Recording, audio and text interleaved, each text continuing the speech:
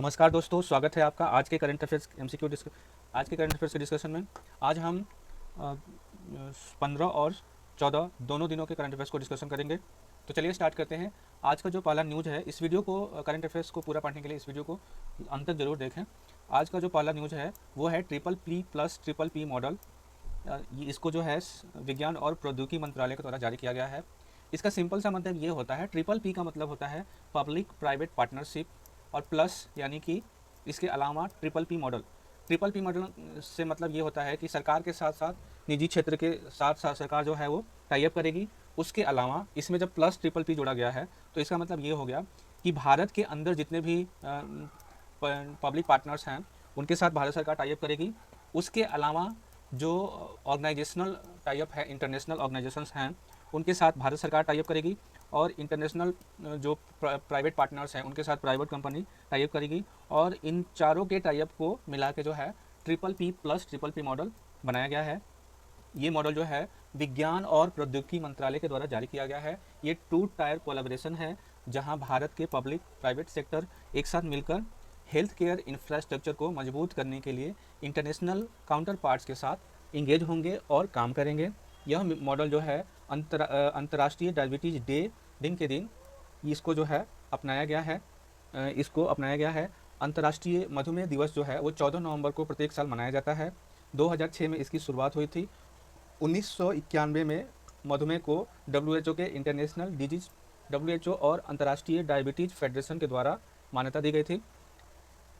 ये डायबिटीज़ के बारे में अगर बात की जाए तो ये एक क्रोनिकल मेटाबॉलिक डिजीज़ है, जो कि मुख्य रूप से ब्लड में ग्लूकोज की मात्रा जब बढ़ जाती है तो इसको जो है मधुमेह की संज्ञा दी जाती है। इसको हाइपरग्लाइसेमिया भी बोला जाता है। मुख्य जो लक्षण होता है, जो ग्लूकोज लूज ऑफ ग्लूकोज मतलब पेशाब के थ्रू जो है शुगर की मात्रा बाहर आती है। फॉर्मेशन ऑफ हार्मफुल कंपाउंड, जिसको बॉडी में जो है कीटोन नामक कंपाउंड बनता है जो कि हार्मफुल होता है। इससे जो है सीरियस डैमेज होता है, जैसे हार्ट अटैक आ गया, ब्लड वेसल्स काम करना बंद कर देते हैं, किडनी जो है वो फेल हो जाती है, नर्व्स फेल हो जाता है। जो मधुमेह होता है उसके मुख्यतः 2 प्रकार होते हैं, जिसको टाइप 1 और टाइप 2 बोला जाता है।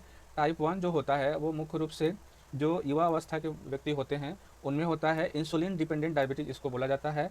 इसमें ऑटो इम्यून डिसऑर्डर हो जाता है, जो कि इंसुलिन प्रोड्यूसिंग सेल जो है उसको इम्यून सिस्टम जो है उसके द्वारा इंसुलिन प्रोड्यूसिंग सेल जो होता है उसको नष्ट कर दिया जाता है, जिसके वजह से इंसुलिन का निर्माण नहीं होता है। टाइप 2 डिजीज जो डायबिटीज़ है वो आपको एडल्ट्स में होते हैं। ये जो है बॉडी में आपको रेसिस्टेंट हो जाता है और इनफ इंसुलिन जो है वो नहीं बन पाता है, जिसके वजह से इंसुलिन नहीं बन पाता है, जिसकी वजह से शुगर का लेवल जो है वो बढ़ जाता है। इसके बाद इसके प्रिविलेंस की अगर बात की जाए डायबिटीज़ की, तो विश्व में 2000 हालिया आंकड़ा के अनुसार 830 मिलियन लोग जो हैं डायबिटीज़ से ग्रसित हैं, जिसमें से भारत में 212 मिलियन लोग जो हैं वो डायबिटीज़ का शिकार हैं। और 830 मिलियन जो पब्लिक जो है मधुमेह का शिकार है वो मुख्य रूप से आपको लो और मिडिल इनकम कंट्री में रहते हैं। इसका जो उपचार की अगर बात की जाए तो 50% जो मरीज़ हैं उनको उपचार नहीं मिल पाता है। अराउंड 64 मिलियन पुरुष और 69 मिलियन महिलाएं जो हैं वो अनुपचारित होती हैं। भारत की बात करते हैं, जिसमें भारत में इतने लोगों को उपचार नहीं मिल पाता है और ये हाई रिस्क है डेवलपिंग एसोसिएट कंप्लायंस का। डब्ल्यूएचओ के द्वारा 2025 तक halt the rise of diabetes और ओबेसिटी बाय 2025 तक डायबिटीज़ को रोकने के लिए टारगेट रखा गया है। इंसुलिन की अगर बात की जाए तो ये पेप्टाइड हार्मोन है, जो कि बीटा सेल पैंक्रियाज के बीटा सेल के द्वारा अलग किया जाता है। ये जो है आपको ग्लूकोज को रेगुलेट करने में इसका मेजर रोल होता है। इंसुलिन जो है मेनली हेपाटोसाइट्स और एडिपोसाइट्स, जो कि एडिपोज टिश्यू का सेल्स होता है, सेलुलर ग्लूकोज अपटेक को ये इन्हांस करते हैं और उसको यूटिलाइजेशन करते हैं। अब वर्तमान में रिकम्बिनेंट ह्यूमन इंसुलिन जो है वो मेनली प्रोड्यूस किया जाता है इकोलाइज के द्वारा। अब बात करते हैं दूसरे खबर की, जिसमें कहा जा रहा है पेयर प्रोग्राम के बारे में।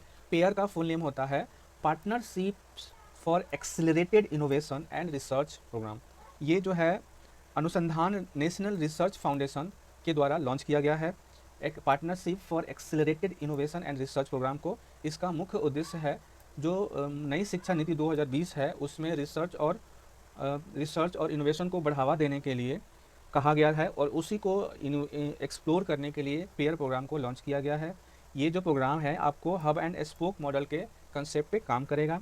हब एंड स्पोक मॉडल जो है उसमें मुख्य रूप से एक आपको ऑर्गेनाइजेशन होता है, ये स्ट्रक्चर है जो कि सेंट्रलाइज होता है, ये एक सेंट्रलाइज लीड ऑर्गेनाइजेशन होता है और उसके पार्टनर ऑर्गेनाइजेशन होते हैं। जैसे मान लीजिए भारत में एक लीड ऑर्गेनाइजेशन हो गया जो जो देश के टॉप रैंकिंग इंस्टीट्यूशन है, जैसे national institute of ranking framework में जो टॉप 100 के जो यूनिवर्सिटीज़ हैं वो जो है आपको लीड ऑर्गेनाइजेशन होगा।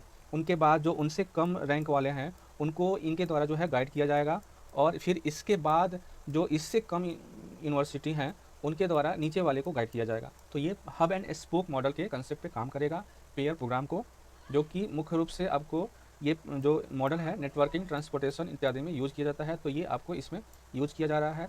रिसर्च इकोसिस्टम की बात की जाए भारत में तो बहुत सारा गैप है।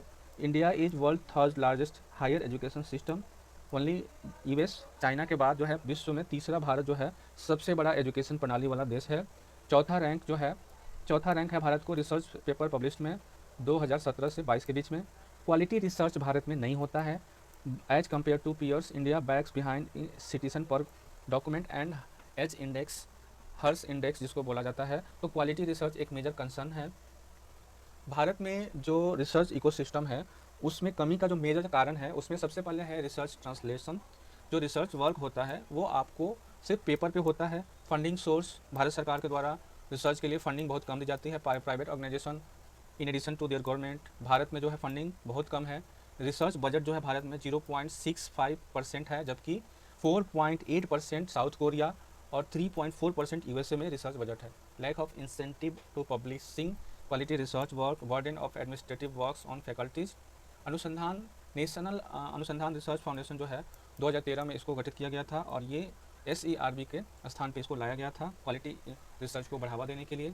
इसके बाद हम बात करते हैं ऑपरेशन द्रोणागिरी के बारे में। साइंस और विज्ञान मंत्रालय के द्वारा ऑपरेशन द्रोणागिरी को लॉन्च किया गया है। इसके अलावा इंटीग्रेटेड जियो स्पेशियल डाटा शेयरिंग इंटरफेस को भी लॉन्च किया गया है।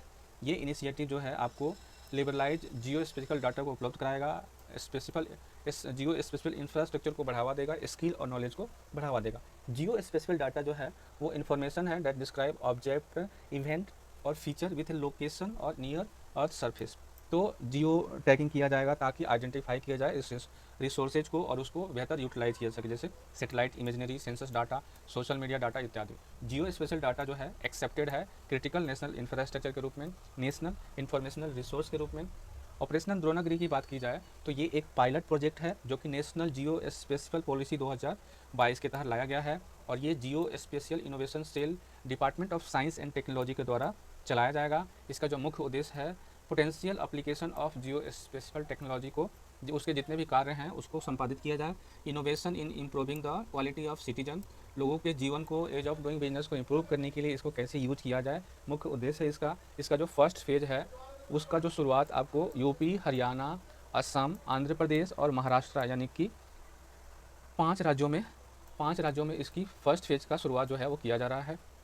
Pilot project and use case जो है वो आपको पोटेंशियल एप्लीकेशन को फोकस करेगा, इंटीग्रेट करेगा जियोस्फीयर डाटा को, टेक्नोलॉजी को, जो कि मुख्य रूप से 3 सेक्टर को टारगेट किया गया, agriculture, livelihood, logistic and transport को टारगेट करेगा।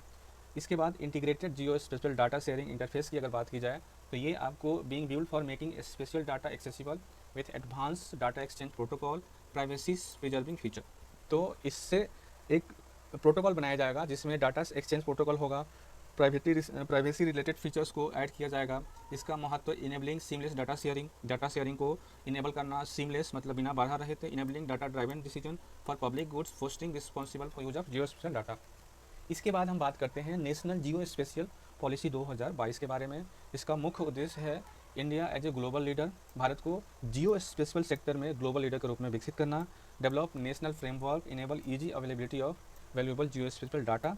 इंस्टीट्यूशनल फ्रेमवर्क, इसमें आपको GDPDC यानी कि geo specific data promotion and development committee गठित की गई है, जो कि अपेक्स बॉडी है, सबसे बड़ी बॉडी है, survey of India, national digital twin strategy इत्यादि। इसके बाद कंट्रोलर एंड ऑडिटर जनरल की बात की जाए तो इनके द्वारा एक रिपोर्ट जारी की गई है जो कि 74वां संविधान संशोधन अधिनियम 1952 के तहत जो जो लोकल बॉडीज हैं उनको संवैधानिक दर्जा मिला था, उसके बारे में इन्होंने रिपोर्ट दिया है। 74वां संविधान संशोधन जो है उसके द्वारा संविधान में भाग 9A जोड़ा गया था, जो कि लोकल अर्बन सेल्फ गवर्नमेंट को संवैधानिक दर्जा प्रदान करता है। ये आपको राज्य सरकार को अधिकार देता है कि वो लॉ बना सकते हैं लोकल बॉडीज़ के लिए और उनको पावर और अथॉरिटी दे सकते हैं तो काम करने के लिए सेल्फ गवर्नमेंट के रूप में। ये आपको इसके द्वारा 12वें शेड्यूल को भी संविधान में शामिल किया गया है और इसके तहत 18 मुख्य कामों को लोकल बॉडीज़ को दिया गया है। इसमें इस रिपोर्ट में जो मुख्य बातें कही गई है उसमें कहा गया है कि ऑटोनॉमी की बात है, 17 फंक्शंस जो 18 संविधान में जो वर्णित किया गया है 12th शेड्यूल में, उसमें से 17 फंक्शन जो हैं वो लॉ के द्वारा डेवलप किया गया है। 4 मुख्य फंक्शन जो है आपको इनके द्वारा पूर्ण रूप से ऑटोनॉमी के साथ किया जा रहा है। वुमेंस के पार्टिसिपेशन की बात की जाए तो 6 राज्यों के द्वारा 50% रिजर्वेशन दिया गया है वुमेंस को लोकल सिटी काउंसिल सीट्स में, जो कि 33% था संवैधानिक प्रावधान में। वित्तीय बात की जाए तो 32% टोटल रेवेन्यू जो है वो इनका अपना है लोकल अर्बन बॉडी का, बाकी ये स्टेट और यूनियन पे डिपेंड है, तो ये कंसर्न है। जो लोकल बॉडी हैं वो उनके जो रेवेन्यू गैप है 42% गैप है रिसोर्स और एक्सपेंडिचर में, यानी कि उनका खर्चा जो है ज़्यादा है, रिसोर्स बहुत कम है। 29% जो एक्सपेंडिचर है वो उनको सिर्फ 29% जो खर्च जो है उनका प्रोग्रामेटिक और डेवलपमेंट वर्क में लग रहा है, यानी कि वेस्टेज ऑफ मनी ज़्यादा है। इसके काम की अगर बात की जाए तो इनमें वैकेंसीज बहुत ज़्यादा है, इनमें 37% वैकेंसीज है, जिनकी वजह से इनका काम जो है प्रभावित होता है। इसके बाद इन्होंने कुछ रिकमेंडेशन भी दिए हैं, तो कहा है take action to ensure that decentralization turn into a reality. तो इन्होंने कहा कि आपने डिसेंट्रलाइज पावर को तो डिसेंट्रलाइज कर दिया, संवैधानिक दर्जा भी दे दिया, लेकिन उसको बढ़िया से लागू करने के लिए आपको क्या है कि टेक एक्शन रूल बनाना पड़ेगा कि आपको ये काम जो है इस टाइम फ्रेम में करना पड़ेगा। स्टेट इलेक्शन कमीशन को भी टाइमली इलेक्शन कराने के लिए इन्होंने सुझाव दिया है। फाइनेंशियल स्टेबिलिटी के लिए इन्हांसिंग टैक्स कलेक्शन कैपेसिटी, मतलब लोकल अर्बन बॉडी है उनको उनके टैक्स कलेक्शन कैपेसिटी को बढ़ाने के लिए सुझाव दिया गया है। उसके बाद robust workforce management system develop करने की बात की गई है। इसके बाद हम बात करते हैं आर्म फोर्स अस्फा एक्ट 1958 के बारे में। तो खबर ये है कि असम के कुछ इलाकों में जो वायलेंस रिलेटेड इलाके हैं, वायलेंस हिट एरिया हैं, गृह मंत्रालय के द्वारा अस्फा एक्ट को वहाँ पे फिर से लागू कर दिया गया है। Arm forces special powers act 1958 जो है वो उन क्षेत्रों में लागू किया जाता है जहाँ पे अत्यधिक हिंसा होती है, उनको कंट्रोल करने के लिए इस एक्ट को लागू किया जाता है। इसमें जो है सेना को अनलिमिटेड पावर मिल जाता है। डिस्टर्ब एरिया में इसको लागू किया जाता है। डिस्टर्ब एरिया का मतलब होता है या तो एक किसी स्टेट का एक छोटा सा पार्ट हो या पूरा राज्य हो, जिसको गवर्नमेंट के द्वारा वहाँ के राज्यपाल के द्वारा घोषित किया जा सकता है, या यूटी के एडमिनिस्ट्रेटर के द्वारा घोषित किया जा सकता है, या केंद्र सरकार के द्वारा घोषित किया जा सकता है। सिविल पावर नेसेसरी स्टोर करने के लिए grant special power arm forces को अत्यधिक शक्ति दी जाती है। वो ओपन फायर कर सकते हैं किसी भी आर्मी पर, कन्वेंशनल ऑफ लॉ अरेस्ट कर सकते हैं, सर्च कर सकते हैं। Immunity to arm forces personnel, prohibit legal proceeding against them except, मतलब अगर उनके द्वारा इस एक्ट के लागू होते समय कोई भी काम किया जा रहा है तो उन पर कोई भी कोर्ट में केस नहीं किया जा सकता है। ये सेंट्रल गवर्नमेंट का इस रूल में मेंशन है। अरेस्ट पर्सन जो आर्मी अथॉरिटीज है वो हैंड ओवर कर सकता है person officer in charge nearest police station with least possible delay. तो आर्मी अथॉरिटी जो है वो required to hand over the arrested person to the office in charge to of the nearest police station with least possible delay, मतलब कम से कम delay से उनको जो है अगर किसी को गिरफ्तार करते हैं तो उनको नियरेस्ट पुलिस स्टेशन में सबमिट करना पड़ता है। इसके एप्लीकेशन की बात की जाए तो भारत में असम, मणिपुर, नागालैंड, अरुणाचल प्रदेश में ये अभी लागू है। इसके अलावा एक और कानून है arm forces Jammu and Kashmir special power act 1990, जो कि सिर्फ जम्मू और कश्मीर में लागू होता है।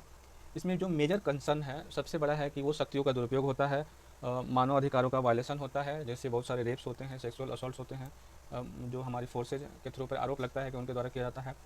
सुप्रीम कोर्ट के द्वारा इस संबंध में काफ़ी सारे डिसीजंस दिए गए हैं, जैसे Naga peoples movement of human rights case 1997 में कहा गया था कि जो पावर है cause death to be exercise under defined circumstances, मतलब किसी को गोली मारने का जो पावर दिया गया है सेनाओं को, वो विशेष परिस्थितियों में सही माना सुप्रीम कोर्ट ने। इसके अलावा extra judicial execution victim family association case 2016 में कोर्ट ने कहा कि armed forces could not be immune from investigation for excessive committed during discharge of their duty even the disturbing area, तो वो इम्यूनिट ऑफ इन्वेस्टिगेशन नहीं कर सकते हैं, इसके लिए कहा। फिर कमेटी भी बनाई गई थी, जैसे डीपी जीवन रेड्डी कमेटी 2004 में बनाई गई थी, जिनके द्वारा कहा गया था कि इस अस्फा एक्ट को जो है रद्द कर दिया जाए। संतोष हेगड़े कमेटी 2013 में बनाई गई थी, जिसके द्वारा कहा गया था कि इस एक्ट को जो है प्रत्येक 6 महीना पे इसको रिव्यू करना चाहिए। जस्टिस वर्मा कमेटी 2013 में बनाई गई थी। इन्होंने कहा कि सब्जेक्टिव सेक्सुअल वायलेंस जो होता है वुमेन के खिलाफ, वो रेगुलेट करने की ज़रूरत है और फोर्सेस के खिलाफ क्रिमिनल केस चलाने की ज़रूरत है। इसके बाद हम बात करते हैं national mission on clean Ganga के बारे में। तो इनके एग्जीक्यूटिव कमेटी के द्वारा काफ़ी सारे बायोडाइवर्सिटी प्रोजेक्ट को अप्रूवल दिया गया है। इनका जो उद्देश्य है conservation of river Ganga and इस एक्वेटिव लाइफ, वहाँ के जो जलीय जो जीव हैं उनको संरक्षित करने के लिए इस प्रोजेक्ट को अप्रूवल दिया गया है। इसका जो मुख्य उद्देश्य है accessing environment flow of Chambal, Son, Damodar and Tons river. ये प्रोजेक्ट उत्तर प्रदेश में गंगा बेसिन में लागू होगा। इसके अलावा इस्टेब्लिश किया जाएगा station monitoring and reporting tool national Chambal sanctuary. Advancing rescue system develop किया जाएगा गंगा रिवर डॉल्फिन को स्टोर करने के लिए। इसका उद्देश्य। अगली खबर है बोडो ट्राइब के बारे में। तो हाल ही में दिल्ली में बोडो महोत्सव का आयोजन किया गया। पहला बोडो महोत्सव मनाया गया जो कि बोडो लैंग्वेज, कल्चर और उनकी भाषा को सेलिब्रेट करने के लिए आयोजित किया गया था। बोडो ट्राइब की बात की जाए तो ये आपको बोडो जो है असम के लार्जेस्ट कम्युनिटी में आते हैं। ये असम के बोडोलैंड टेरिटोरियल रीजन में इनको देखा जाता है, मतलब इनकी उपस्थिति है। कोकराझार, बक्सा, उदलगिरी, चिरंग डिस्ट्रिक्ट में ये मुख्य रूप से पाए जाते हैं। बोडो जो है बोडोलैंड टेरिटोरियल काउंसिल के द्वारा ये अपना सरकार मतलब उनका शासन चलता है और ये इनको जो है 6 शेड्यूल में, संविधान के 6ठे शेड्यूल में इनको शामिल किया गया है। They are live in Bangladesh, Nepal और other state, north east state, मतलब नेपाल और बांग्लादेश में भी इनकी उपस्थिति है। बोडो लैंग्वेज इनके द्वारा बोडो तिब्बत लैंग्वेज के रूप में ये सब फैमिली हैं उनके, और ये 8वें शेड्यूल में इनको शामिल किया गया है बोडो लैंग्वेज को। बोडो पीस एकॉर्ड 2020 में हुआ था जो कि सेंट्रल स्टेट ऑफ असम और बोडो ग्रुप्स के बीच हुआ था, तो ये याद रखिएगा। इसके बाद हम बात करते हैं मेट्स के बारे में। मेट्स का मतलब होता है mobility arrangement for talented early professionals scheme, और ये आपको ऑस्ट्रेलिया सरकार के द्वारा लॉन्च किया गया है। इसका मुख्य उद्देश्य है भारतीय ग्रेजुएट्स को अलाउ करना ताकि वो अर्ली प्रोफेशनल, करियर प्रोफेशनल के रूप में ऑस्ट्रेलिया में जाके रह सकें और वहाँ लगभग 2 साल तक काम कर सकें। ये जो मुख्य फील्ड है एलिजिबिलिटी के लिए, उसमें renewable energy, mining, engineering, information and communication technology, artificial intelligence, science, finance technology, artificial technology, ये जो है आप लोग को मोबिलिटी ऑफर करते हैं। Australia India migration and mobility partnership agreement के तहत इसको लॉन्च किया गया है। इसके बाद हम बात करते हैं ई तरंग सिस्टम के बारे में।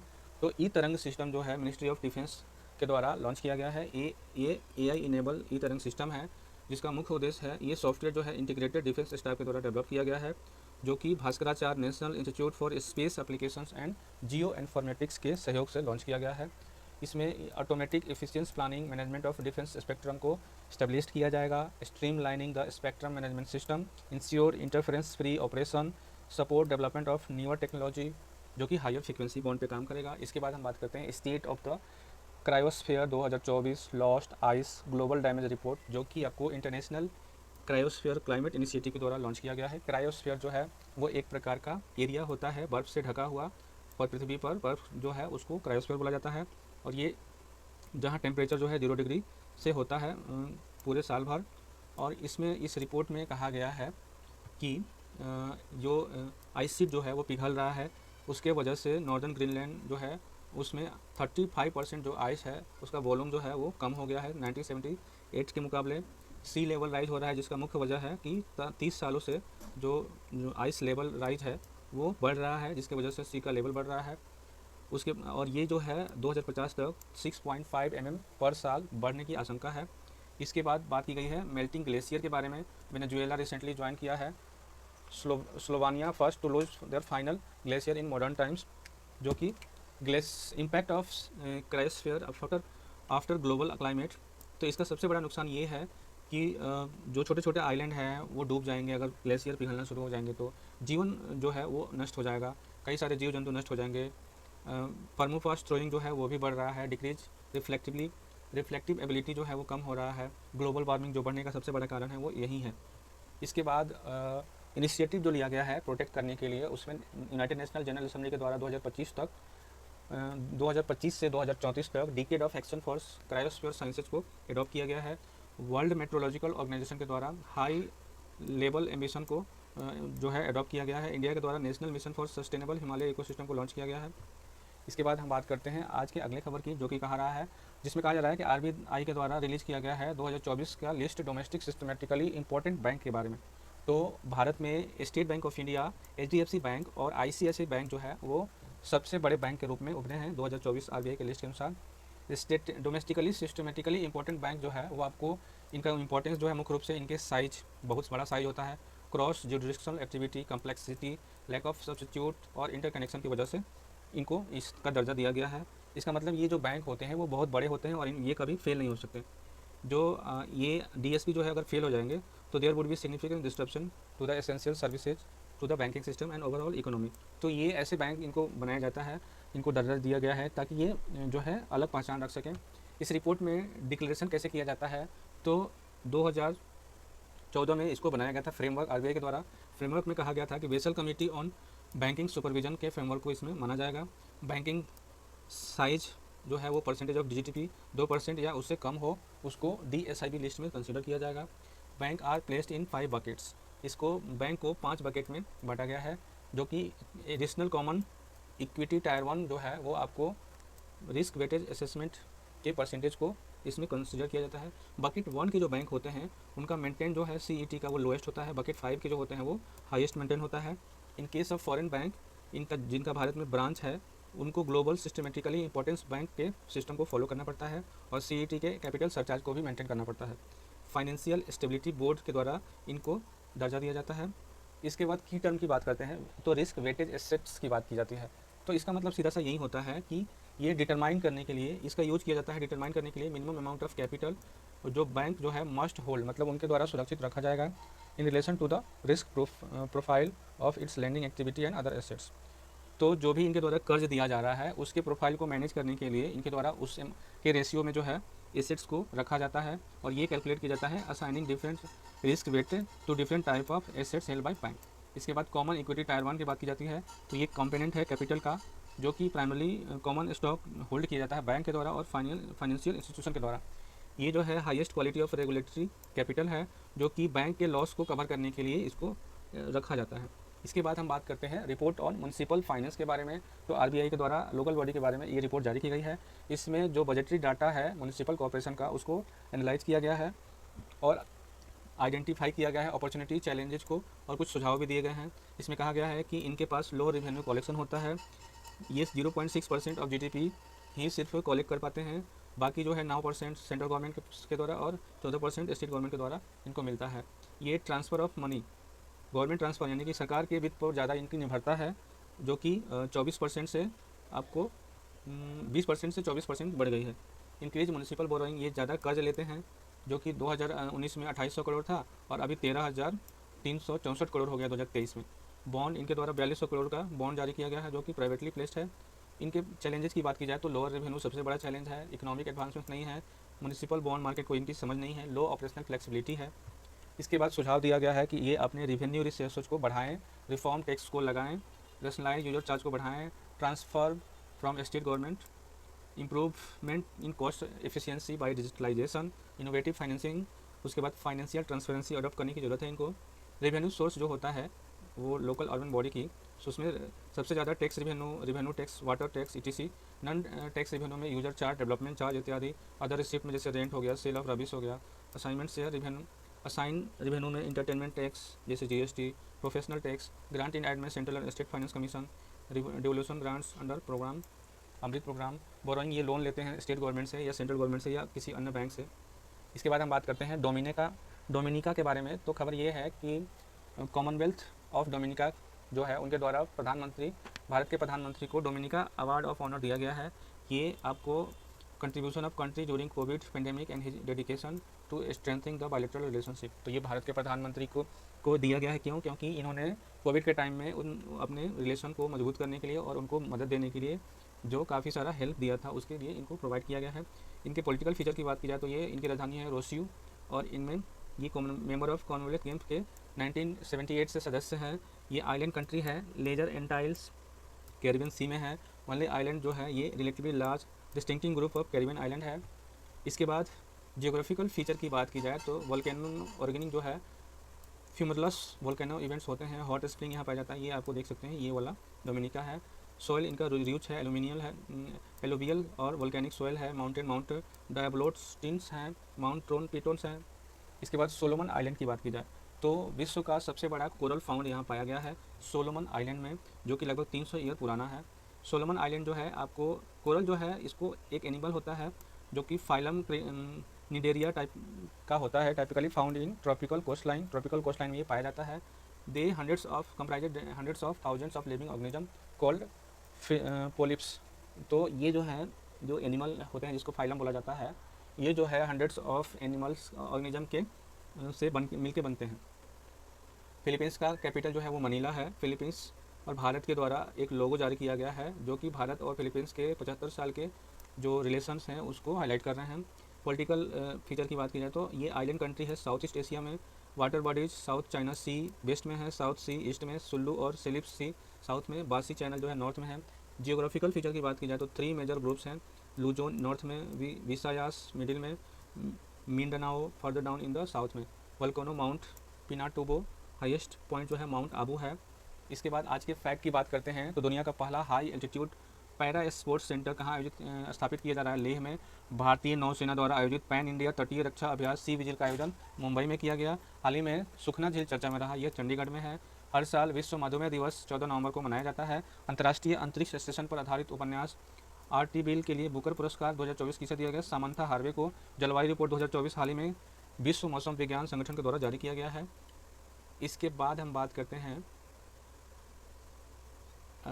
इसके बाद इसको देखते हैं। तो ये आज का डिस्कशन यहीं तक था। मिलते हैं अगले डिस्कशन में, तब तक के लिए धन्यवाद।